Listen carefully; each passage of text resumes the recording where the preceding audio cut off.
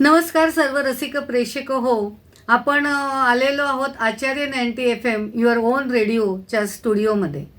आणि आज आपण या स्टुडिओमध्ये आमंत्रित केलेलं आहे सुशीला शिंदे यांना. नमस्कार मॅडम. नमस्कार.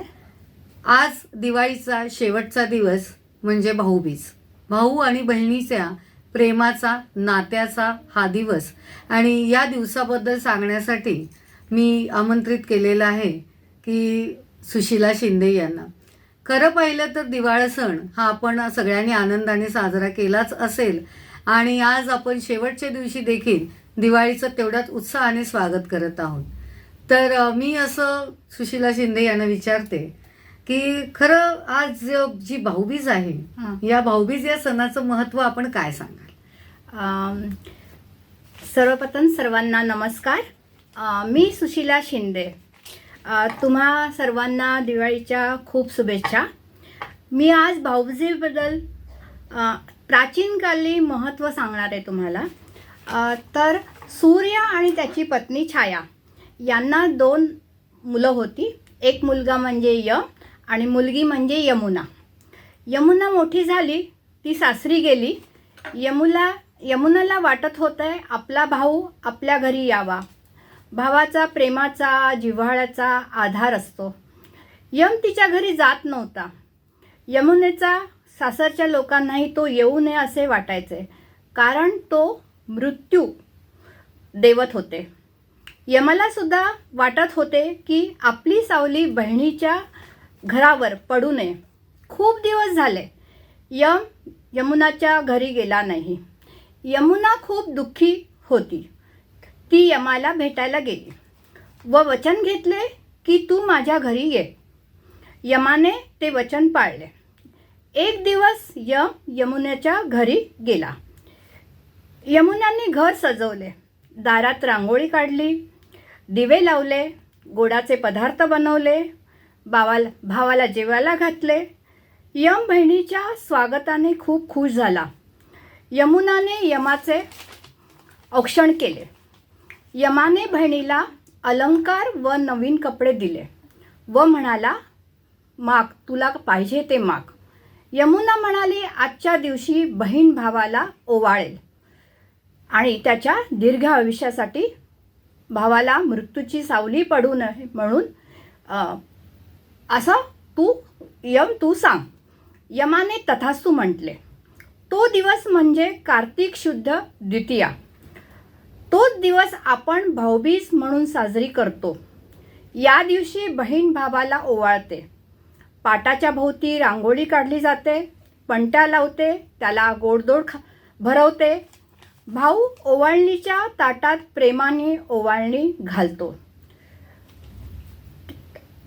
आणि त्याला अकाली मृत्यू येऊ नये, तो चिरंजीव राहावा म्हणून देवाला प्रार्थना करते. जिथे भाऊ नसेल तिथे चंद्राला ओवाळले जाते. मला इथे माझ्या लहानपणाची खरोखरच छान माहिती सांगितलीत मॅडम आपण की खरोखरच हे बहिणीचं आणि भावाचं एक पवित्र नातं म्हणून भाऊबीज हा सण आपण साजरा करतो. आणि एक कुठल्याही बहिणीचीच अपेक्षा असते, माया असते की माझ्या भावाला अखंड चिरंजीवित्व प्राप्त व्हावं. आणि एक छानशी कथा तुम्ही आम्हाला सांगितलीत. पण मॅडम, आपण सर्वजण भाऊबीज अगदी आनंदाने साजरी करतो. हो. मला असं तुम्हाला विचारायचं, असा काही एखादा क्षण आहे का की जो तुम्हाला अजूनही आठवतो? तुम्ही लहानपणी कधी भाऊबीज साजरी केली होती आणि ती खरंच आठवते? कारण हा सण दरवर्षी येतो, पण काहीतरी एखाद्या सणाला काहीतरी असं घडतं आणि ते आपल्या कायम लक्षात राहतं. अशी एखादी आठवण तुम्ही आम्हाला, आमच्या रसिक प्रेक्षकांना सांगितलं तर इथे बरं होईल. नक्कीच. मला आठवते की लहानपणी घरच्या अंगणात माझा मोठा भाऊ गेरू लावून, म्हणजे गेरूंनी सारवून माझा मोठा भाऊ बहीण भावाला ओवाळते अशी अक्षरशः खरोखर म्हणजे प्रत्यक्षात दिसणारी अशी रांगोळी काढायची. अरे वा, मस्त. हां. आणि मी फुलांचे तोरण व मातीच्या दिव्यांनी दार सुशोभित करायचे. आणि आम्ही 3 भाऊ आणि मी सगळे मिळून आम्ही मोठा कंदील तयार करायचो. त्या दिवशी मी सकाळी लवकर उठायची. माझ्या तिन्ही भावांना पाटावर बसून सुवासिक तेल लावून उटणे लावायची. नंतर आंघोळ झाल्यानंतर फराळाचे ताट तयार करून माझ्या सर्व मित्रमैत्रिणींना घरी फराळाला बोलवायची. आम्ही मस्त मजा मस्ती करत फराळ फस्त करायचो. त्या दिवशी मला मात्र खणाचे पोरकर पोलके लागायचे. अरे वा, हा. छान छान. खणाचे परकर पोलके घालून पायात पैंजण घालून मी मात्र दिवसभर सगळीकडे मिरवायची. मी एकटीच बहीण असल्यामुळे तो दिवस माझ्यासाठी मात्र खास असायचा. सायंकाळी देवाला दिवा लावून पणत्या लावून पाठाभोवती रांगोळी काढून भावाला ओवाळायची. मग भावांमध्ये चढाओढ लागायची. अरे वा. कारण मला 3 भाऊ होते हा. आणि मी सर्वात लाडकी होती. एकट्याच होत्या, हा. बरोबर. हा. मग कोणाची ओवाळणी जास्त चांगली. आणि मग नंतर मग आम्ही रात्री सगळे कॉलनीमधले सगळे मित्र मैत्रिणी मिळून अंगणात फटाके उडवायचो. छान सुशीलाताई, तुम्ही छान एक पारंपरिक आठवण आम्हाला सांगितली आणि तुम्ही असा उल्लेखही केलात की मी माझ्या भावांची एकुलती एक बहीण आहे.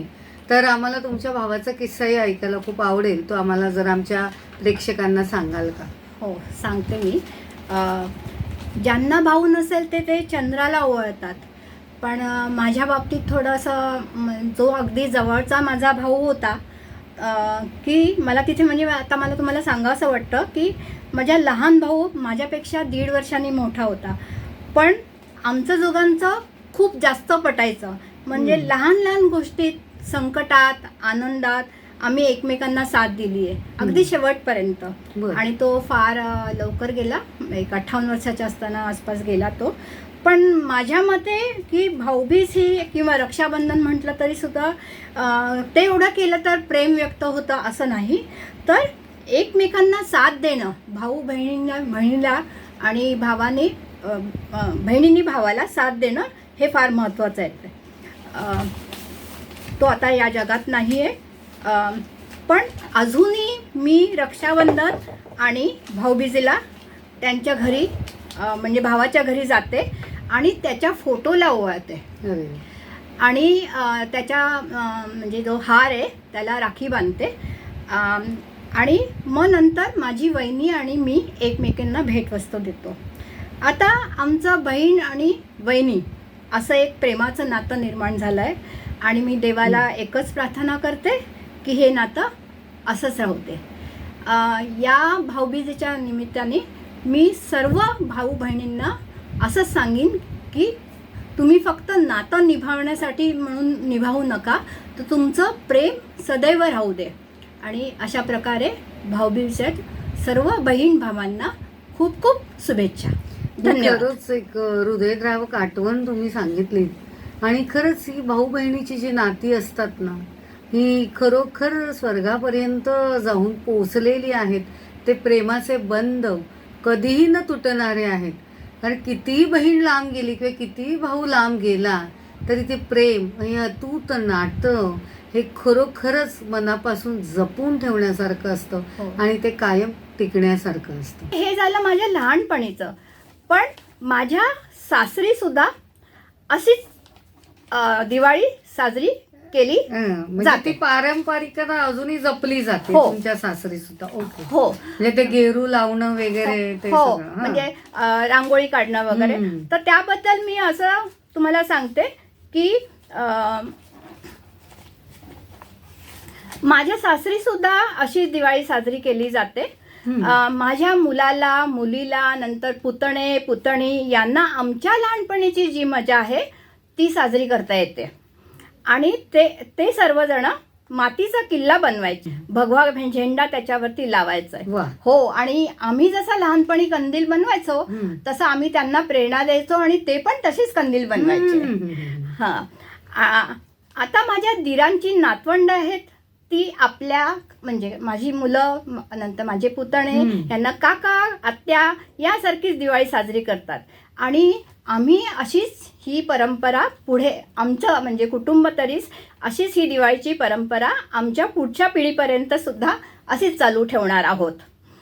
मॅडम, अतिशय सुंदर तुम्ही सांगितलं की गेरू लावणं, ते ओवाळणं किंवा लहानपणीचं ते परकर पोलकं काय की ते उठणं लावणं. उठणं लावणं वगैरे इंटरनेटच्या युगामध्ये ही सगळी माहिती पुढच्या पिढीला आपण देतो हे खरोखरच महत्वाचं आहे. आणि मला इथे अगदी सांगावंसं वाटतं की मोबाईल म्हणजे हातातलं खेळणं झालंय, पण त्यावेळी आजही तुमच्याकडे तो किल्ला बनवणं किंवा शिवाजीची मूर्ती ठेवणं हो, हो. किंवा नंतर त्यांचे मावळे वगैरे या सगळ्या गोष्टी तिथे त्या केल्या जात आहेत. हो. आणि खरोखरच अतिशय सुंदर अशा पद्धतीने पारंपरिकरित्या तुम्ही दिवाळी सण हा साजरा करताय याचं खरोखरच आपलं कौतुक आहे. मॅडम, काय असतं की दिवाळी सण म्हटला की गोडाधोडाचं सगळं आपण घरी करत असतो हो. आणि बऱ्याचदा सगळ्यांकडे लाडू, चकली, चिवडा यासारखे पदार्थ आणि आजचा शेवटचा दिवस म्हणजे अगदी आपण खाऊन अगदी तृप्त झालेलो आहोत. हो. पण मला असं वाटतं की तुमच्याकडची पारंपरिकता बघून मला असं वाटतं की तुम्ही आम्हाला एखादी जर छान रेसिपी सांगितली तर ती आमच्या महिला प्रेक्षकांना नक्कीच आवडेल. तर आपण सांगाल का एखादी छानशी हो. रेसिपी की ज्या त्या दिवाळीत करू शकतील आणि कुटुंबाला एक आनंद देऊ शकतील? नक्कीच सांगते मी आज तुम्हाला पुडाची करंजी हा एक गोड पदार्थ सांगणार आहे. पुडाची करंजी. पुडाची अच्छा, करंजी ह्याच्यामध्ये पुडाची करंजी म्हणजे खारीसारख्या त्याच्यामध्ये लेअर येतात अरे वा. हा हा. आणि ती अशी खारीसारखीच म्हणजे असतं, फक्त त्याच्यात आतमध्ये सारण असतं. हम्म. तर ती कशी करायची त्याच्यात मी तुम्हाला थोडक्यात सांगते. हम्म. तर मी अंदाज घेऊनच तुम्हाला प्रत्यक्षात सांगते म्हणजे हम्म. की 1.5 कप मैदा घ्यायचा, त्याच्यात अर्धा चमचा मीठ टाकायचं. म्हणजे 1.5 कप मैदा, अर्धा चमचा मीठ. मीठ. ओके. मग त्याच्यामध्ये 3 चमचे साजूक तूप गरम बर. करून बर. टाकायचं हम्म. आणि मग चमच्याने हलवायचं आणि मग नंतर थोडं थंड झाल्यानंतर आपल्या हाताने त्याला चांगला मैदा चोळायचं. म्हणजे मैदा हाताने चोळायचा. म्हणजे त्या कशाला म्हणताय तुम्ही? त्या मैद्याला? हा, त्या तूप टाकलेल्या मैद्याला हम्म. आपण हाताने चोळायचं. म्हणजे मैद्याने हाताने चोळायचं? हा, मैदा म्हणजे एकदा आपण तूप टाकल्यानंतर चमच्याने हलवायचं गरम बर, असताना, बर, बर. पण नंतर मग आपण हाताने चोळायचं. त्याला असं कारण आहे की तो खुशखुशीतपणा आहे तो आपण जसं जास्त तो मैदा आणि तो ते जे काही तूप आहे हम्म. ते एक जीव झालं पाहिजे. बर बर. ही पहिली त्याच्यातली एक हे आहे. त्याच्यानंतर मग थोडं थोडं पाणी घालून घट्ट गोळा मळून घ्यायचा हम्म. आणि असा छान मळलेला गोळा झाकून ठेवायचा. बर बर. हा, आता आपण तयारी करूया सारणाची. हम्म. आता सारणासाठी म्हणजे हे किती तास झाकून ठेवायचं का काय त्याला वेळ आहे म्हणजे का? आपलं सारण बनेपर्यंत फक्त झाकून ठेवलं तरी चालेल. बर बर. हा, जास्त वेळ बनवून ठेवायची गरज नाही. आता आपण सारण करण्यासाठी 1 चमचा खसखस घ्यायची, ती हलकीशी भाजायची. मग थोडी आपली जशी मोहरी तडतड करते त्याप्रमाणे ती थोडी तडतड करायला लागली की त्याच्यात 1 कप सुकं खोबरं घालायचं, म्हणजे त्याचा खीस घालायचा. किस घाल. हा, आणि म्हणजे अगदी वाट्या किसून अगदी बारीक हो, सुकं खोबरं करायचं. बर. हा, ते घालायचं. मग आपल्याला पाहिजेप्रमाणे ड्रायफ्रुट्स घालायचे आणि मनुका घालायच्या. नंतर चांगलं खरपूस भाजून घ्यायचं. आणि हे झालं आपलं सारण. मग नंतर काय करायचं, ते सारण बाजूला ठेवून द्यायचं. त्याच्यानंतर मग 2 चमचे साजूक तूप परत गरम करायचं.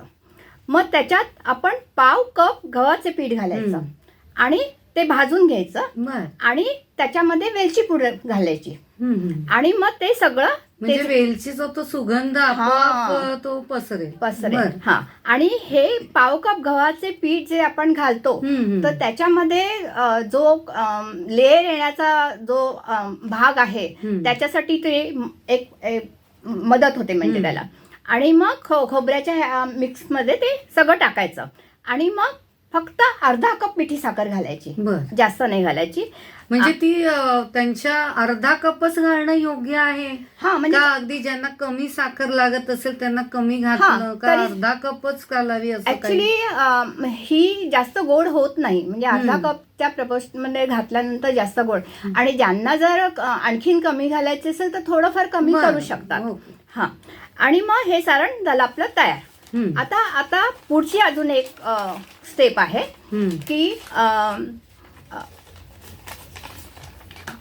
फक्त 4 चमचे साजूक तूप घ्यायचं, ते गरम नाही करायचं आणि त्याच्यामध्ये कॉर्नफ्लॉवर घालायचं. बर. हां, आणि ते एकत्र करून जसं आपण खूप फेटतो, कॉफी वगैरे खूप फेटतो, तसं 5 मिनिटं आपण खूप फेटून घ्यायचं आणि मग ते चांगलं स्मूथ होतं. हां, मग ते स्मूथ झालं म्हणजे हे मी पुढे सांगते तुम्हाला का ते आपण बनवायचं ते. तर हे झालं 5 मिनिटं फेटून स्मूथ केलं. बर. मग आपण आता मैद्याचा जो गोळा बनवला आहे तो परत एकदा मळायचा, चांगला स्मूथ एक मळायचा आणि मग म्हणजे त्याचे ह्याला अगदी 15-20 मिनिटं लागतात सारण बनवायला. हो आणि सारण मग मध्ये मैद्याचा गोळा अगदी चांगला हा. हे करून घ्यायचा. हा, म्हणजे भिजला जातो, भिजला तेवढा जातो, भिजला भिजला जातो. जातो. मग तो काही जास्त आपण आधीच 2 तास भिजवायची गरज नाही. तेवढा बास झाला. मग नंतर आपण ह्याचे एकसारखे गोळे करायचे. साधारण 6 गोळे होतात. मी जे प्रमाण सांगितलंय त्याचे 6 गोळे होतात. मग एक एक गोळा घ्यायचा आणि तो लाटायचा आणि जितका पातळ होईल, आता मैदा असा असतो की तो परत आकसतो. आपण पोळी लाटायला गेलो की तो परत आकसतो. तर जेवढं पातळ होईल तेवढं एक एक पोळी लाटत जायची आणि मग एका ताटलीमध्ये ती पोळी ठेवायची, त्याच्यावर ओला रुमाल ठेवायचा की जेणेकरून ती मैद्याची पोळी सुकू नये. आणि अशा त्या 6 पोळ्या करून घ्यायच्या आणि त्या प्लेटमध्ये ठेवायच्या. मग अशा पोळ्या करून झाल्या, त्याच्यानंतर मग पुन्हा एक पोळी घ्यायची. ती आता थोडीशी मैदा हा असा हे आहे आकसतो, तर ती परत पुन्हा त्याच्यावर लाटायची. आणि मी जे साठं सांगितलं होतं की तूप आणि कॉर्नफ्लोअर घातलेलं साठं जे आपण फेटून घेतलंय, तर ते त्या पोळीवर पसरायचं. असं मग पसरलं की दुसरी पोळी ठेवायची, दुसऱ्या पोळीवर ते साठं लावायचं, मग तिसरी पोळी ठेवायची. अशा एक एक करून 6 पोळ्या ठेवायच्या. त्या ठेवून झाल्या की आपण परत एकदा त्याच्यावर तो लाटणं फिरवायचं, जेणेकरून त्याच्या आतमध्ये बबल्स तयार होऊ नये. कारण बबल्स तयार झाले तर मग आपली करंजी तेवढी चांगली होणार नाही, फुलणार नाही किंवा त्याला क्रिस्पी तो जो लेअर्स येणार ते येणार नाही. मग पुन्हा चांगली एकदा पोळी छान त्या 6 पोळ्या एकदम लाटून घ्यायच्या आणि मग त्याच्यावर उरलेला साठा आहे तो पसरायचा आणि पुसरून झाल्यानंतर एका बाजूने त्याला रोल करत जायचं. रोल करून हलक्या हाताने रोल करत जायचं आणि रोल करून पूर्ण झाल्यानंतर एक लांबच्या लांब, आपलं लाटणं कसं लांब असतं तसं तो लांबच्या लांब एक तयार होतं. आणि मग जेवढं लांब करता येईल तेवढं ते करून घ्यायचं आणि मग त्या लाटा छोट्या छोट्या लाटा कापायच्या, चाकूने त्या लाटा कापायच्या. आणि मग ती लाटी जी आहे, आता जेवढ्या साधारण एक त्या एवढ्या मैद्याच्या साधारण एक 12 लाटा तयार होतात. 12 होतात. म्हणजे तुम्ही सांगितलेल्या प्रमाणामध्ये 12 होतात. 12 ते 14 होतात. हा. मग त्याच्यानंतर ती जी लाटी आहे ती जिथे लेअर्स आहे तिथे नाही दाबायची, उभी ठेवून दाबायची. अच्छा. हा, ती उभी ठेवून त्याला प्रेस करायची आणि इथे मी चौकोनी करते. ती जेव्हा आपण पुरी करतो तर आपण गोल करतो, तर इथे मी चौकोनी लाटी परत करते. आणि मग ज्या बाजूला लेअर आहेत, आता ही जेव्हा आपण लाटतो ते आपोआप ते लेअर्स दिसायला लागतात. जसं तुम्ही आता हॉटेलमध्ये तुम्ही जो लच्छा पराठा वगैरे खाता, तर लच्छाला कसे लेअर असतात तसेच लेअर येतात ह्याला. हा. आणि मग ते मग त्याच्यानंतर जे ज्या साईडला लेअर आहे ती बाहेरच्या बाजूला घ्यायचं आणि जी साधी साईड आहे त्याच्यावरती आपण सारण भरायचं. जेवढं आपल्याला म्हणजे पाहिजे तेवढे 1 किंवा 2 चमचे आपण सारण भरायचं. सारण भरून झाल्यानंतर आपण हातामध्ये काही जणी करंजी करतात. मला तर ती साधी करंजी हातामध्ये करता येते, पण ही करंजी ती आपण पोलपाटावरच करायची आणि बाहेरून आपण त्याला प्रेस करत जायचं. मध्येच करायचं नाही प्रेस, बाहेरून आतल्या साईडला प्रेस करत जायचं. आणि ती प्रेस करून झाल्यानंतर ती व्यवस्थित बसण्यासाठी दूध किंवा पाण्याचा हात लावायचा आणि ती मस्त व्यवस्थित बंद करून घ्यायची. नाहीतर मग ते ओपन तेलात टाकल्यानंतर ते ओपन होता, काळजीपूर्वक ते केलं पाहिजे. हा. आणि नंतर मग सगळ्या अशा करायच्या आणि करताना एक एक आपण हळूवार करणार, तोपर्यंत ती हवेने वगैरे आपली सुकेल आणि मग तेलामध्ये ती फुटेल. म्हणून त्याच्यावरती ओला रुमाल ठेवायचा. आणि मग अशा सगळ्या 12-14 करंज्या झाल्या. त्याच्यानंतर आता पुढे काय करायचं, एकदम आपण घाई नाही करायची. आपण आता तेल घेऊ शकतो किंवा तूप घेऊ शकतो आणि ते मंद आचेवरच गरम करायचं. आणि मग मंद आचेवर गरम झालं तेल चांगलं की मंद आचेवरच 2-2 करंज्या तळायच्या. एकदम सगळं असं घाई करायची नाही. आणि मग नंतर आता आपल्याला प्रश्न येतो की आता ती केवढं तूप किंवा तेल सोसलं असेल, तर ज्या साईडला लेयर्स येतात, म्हणजे आता मी इथे आपल्याला प्रत्यक्ष काही दाखवू शकत नाही, पण ज्या साईडला लेयर येतात तर ती लेयरची साईड आपण थोडीशी कढईमध्ये अशी आतल्या साईडला हे करायची की जेणेकरून झाऱ्यांमधून ते तेल खाली येईल. हा, आणि मग ती टिश्यू पेपरवर ठेवायची. आणि अशा प्रकारे लेयरची पुडाची करंजी एकदम खुशखुशीत होते. त्याच्यात तेल पण राहत नाही आणि आपल्याला असतं आणि की आपण खाण्यालाही चांगलं आणि पाहुणेही खुश, एकदम खुश. म्हणजे खरोखरच जी पुडाची करंजी आज सांगितली सुशीलाताईंनी, आणि खरोखरच आपल्या भाऊरायाला जर ती करंजी आपण खायला घातली तर खरोखरच आपला भाऊराया खुश होईल. आणि खरोखरच त्याच्या चेहऱ्यावरचा आनंद बघून बहिणींनाही आनंद वाटल्याशिवाय राहणार नाही. तर खरोखर सगळेजण दिवाळी सण साजरा करतायत आणि दिवाळीचा उत्सव प्रत्येक घराघरामध्ये दीप सजवून होतोय, गोडाधोडाचे पदार्थ करून होतोय. आणि आज आम्ही हा गोडाचा पदार्थ सुशीलाताईंकडून ऐकला. आणि मला अशी आशा आहे की आमच्या आचार्य 90 FM सगळे रसिक प्रेक्षक, सगळ्या गृहिणी त्या नक्कीच ही पुडाची करंजी करून पाहतील. आणि यासाठी खरोखर मी या करंजीसाठी आणि सुशीलाताईंना धन्यवाद इथे व्यक्त करते. दिवाळीबद्दल काय सांगावं, सगळ्यांचाच आवडीचा हा सण, सणांचा राजा असं म्हणून दिवाळीला ओळखलं जातं. उठण्याचा सुगंध, रांगोळीचा थाट, दिव्यांची आरास, फराळाचे ताट, फटाक्यांची आतषबाजी, आनंदाची लाट, नूतन वर्षाची चाहूल आहे ही दिवाळी पहाट. आणि अशा प्रकारे आज आपण भाऊबीज हा साजरा केलेला आहे. आणि हा अगदी सगळ्यांच्या अगदी मनामनातला भाऊबीजेचा सण, म्हणजे सगळ्या बहिणी भावांच्या घरी जात असतील, त्या ओवाळत असतील आणि घरोघरात हा सण चाललेला आहे. मी सर्व भगिनींना आणि सर्व त्यांच्या भावांनाही ते शुभेच्छा व्यक्त करते. आमच्या रसिक प्रेक्षकांना दिवाळीच्या खूप खूप शुभेच्छा इथे व्यक्त करते. आणि आचार्य 90 FM सर्व रसिक प्रेक्षकांना खूप खूप शुभेच्छा. तुम्ही इथे आपल्या स्टुडिओमध्ये आज वेळात वेळ काढून सुशीलाताई इथे आलेल्या आहेत, त्यामुळे सुशीलाताईंचेही मी इथे मनपूर्वक आभार व्यक्त करते. आणि आचार्य 90 FM स्टुडिओमध्ये आपण आलात, आम्हाला वेळ दिलात त्याबद्दल धन्यवाद.